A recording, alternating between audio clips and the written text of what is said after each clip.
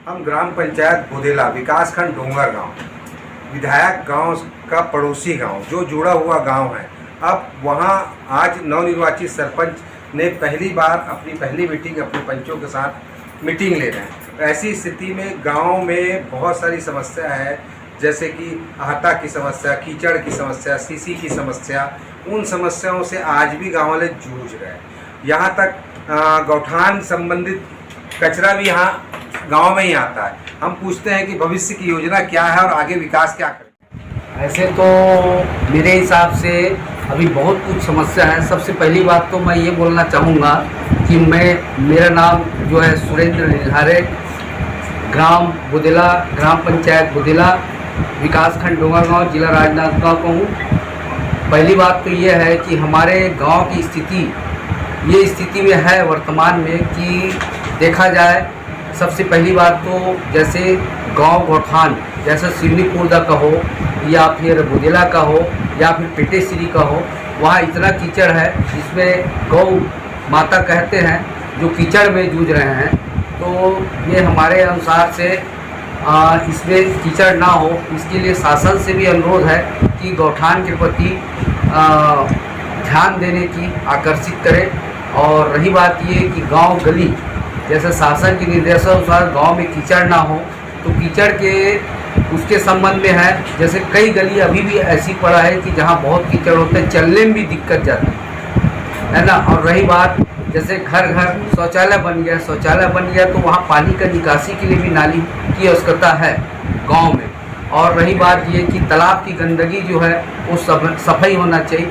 पानी वहाँ से 2 महीना, 4 महीना, 6 महीने में बिल्कुल वहाँ से पानी साफ़ होना चाहिए और उसमें फिर से नया पानी डाला जाना चाहिए। और रही बात ये है कि जैसे कि अभी हमारे पंचायत क्षेत्र को हो या छत्तीसगढ़ में कहो, घर घर से ये सुनने को मिलता है गांव वाले से कि प्रधानमंत्री आवास के बारे में। शासन की तरफ से तो प्रधानमंत्री आवास जो है हमारे वहाँ से केंद्र सरकार से तो भेजी जा रही है।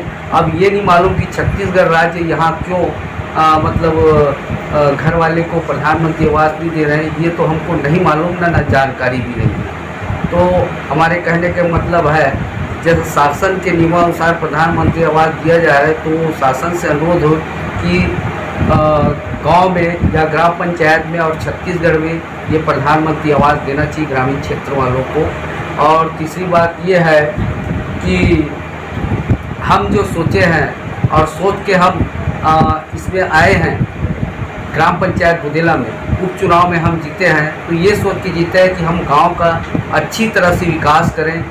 बहुत सारी योजनाएं हमारे अंदर में जो हम बताएंगे बाद में। और सांसद और विधायक से आप अपने गांव के लिए क्या उम्मीद रखते हैं? सांसद से ऐसे तो उम्मीद हम लोग रखे हैं, जैसे हमारे गांव में मिडिल स्कूल जो है और प्राथमिक स्कूल जो है जिसमें अभी बच्चे बिल्कुल वहाँ नहीं पढ़ रहे हैं। ये एक बार पेपर में भी आ चुका है कि मिडिल स्कूल का स्थिति जंजर हो चुका है और प्राथमिक का जंजर हो चुका है।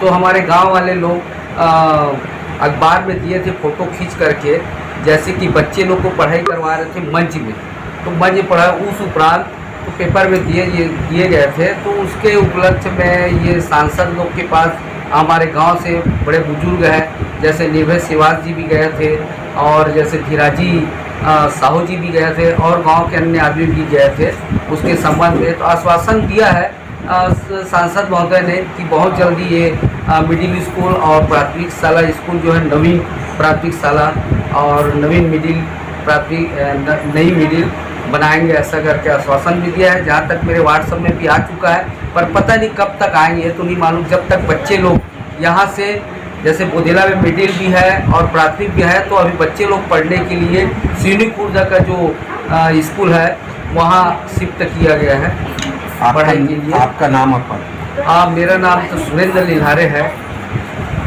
ग्राम पंचायत बुदेला का सरपंच हूँ। और रही बात विधायक जी की भी वहाँ तक खबर पहुँच चुका है मिडिल स्कूल और प्राथमिक शाला स्कूल के बारे में।